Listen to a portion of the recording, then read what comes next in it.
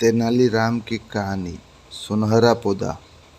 तेनालीराम हर बार अपने दिमाग का इस्तेमाल करके कुछ ऐसा करते थे कि विजयनगर के महाराज कृष्णदेव दंग रह जाते थे। इस बार उन्होंने एक तरकीब से राजा को अपने फैसले पर दोबारा विचार करने को मजबूर कर दिया।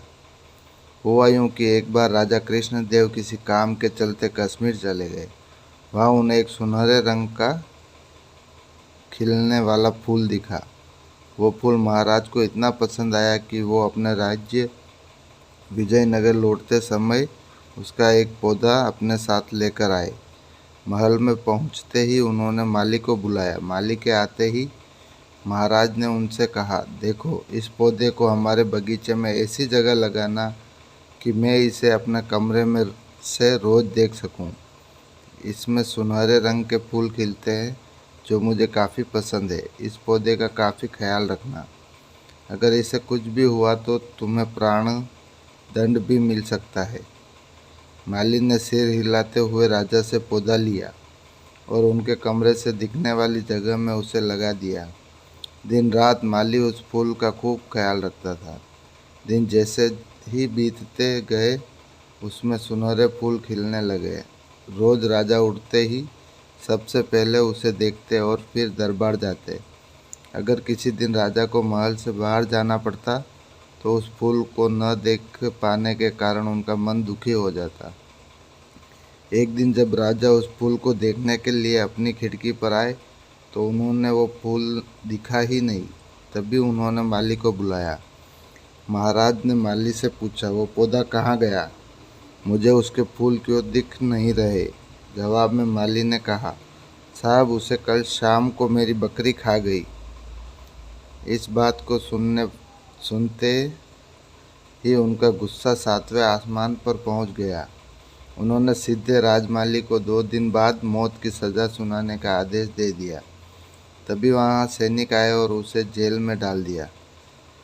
मालिक की पत्नी को जैसे ही इस बारे में पता चला वो दरबार में राजा से फरियाद करने पहुंची।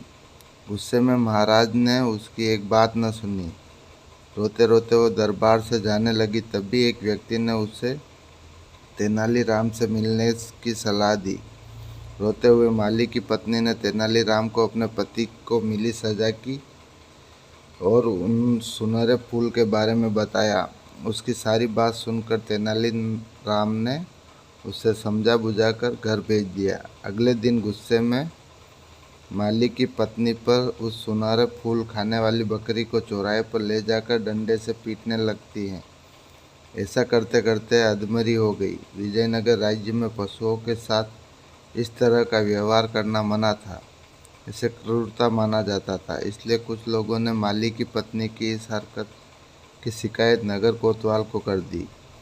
सारा मामला जानने के बाद नगर कोतवाल के सिपाहियों को पता चला कि यह सब माली को दंड की वजह से वो गुस्से में कर रही है। यह जानते ही सिपाही इस मामले को दरबार में लेकर गए। महाराज कृष्णराज ने पूछा कि तुम जानवर के साथ इतना बुरा व्यवहार कैसे कर सकती हो? ऐसी बकरी जिसके कारण मेरा पूरा घर उजड़ने वाला है, मैं विधवा होने वाली हूँ और मेरे बच्चे अनाथ होने वाले हो, उस बकरी के साथ कैसा व्यवहार करूँ महाराज? माली की पत्नी ने जवाब दिया। राजा कृष्णराज ने कहा, तुम्हारी बात का मतलब भी मैं समझ नहीं पाया। ये बेजुबान जानवर तुम्हारा घर कैसे उजाड़ सकता है? उसने बताया, साहब, ये वही बकरी है जिसने आपके सुनहरे पौधे को खा लिया था। इसकी वजह से आपने मेरे पति को मौत की सज़ा सुना दी है। गलती तो इस बकरी की थी, लेकिन सज़ा मेरे पति को मिल रही है। सज़ा असल में इस बकरी को मिलनी चाहिए, इसलिए मैं इससे डंडे से पीट रही थी। अब महाराज को यह बात समझ आई कि गलती माली की नहीं बल्कि बकरी की थी। यह समझते ही उन्होंने माली की पत्नी से पूछा कि तुम्हारे पास इतनी बुद्धि कैसे आई कि इस तरह से मेरी गलती के बारे में समझा सको? उसने कहा कि महाराज, मुझे रोने के अलावा कुछ भी नहीं सूझ रहा था। यह सब मुझे पंडित तेनालीराम जी ने समझाया है। एक बार फिर राजा कृष्णदेव राज तेनालीराम पर गर्व महसूस हुआ और उन्होंने कहा, तेनालीराम, तुमने मुझे एक बार फिर बड़ी गलती करने से रोक दिया। यह कहते ही महाराज ने माली का मृत्यु दंड का फैसला वापस लेते हुए उसे जेल से रिहा करने का आदेश दिया। साथ ही तेनालीराम को उनकी बुद्धि के लिए 50,000 स्वर्ण मुद्राएं उपहार में दी। कहानी से सीख, समय से पहले कभी भी हार नहीं माननी चाहिए। कोशिश करने से बड़ी मुसीबत निपटा जा सकता है।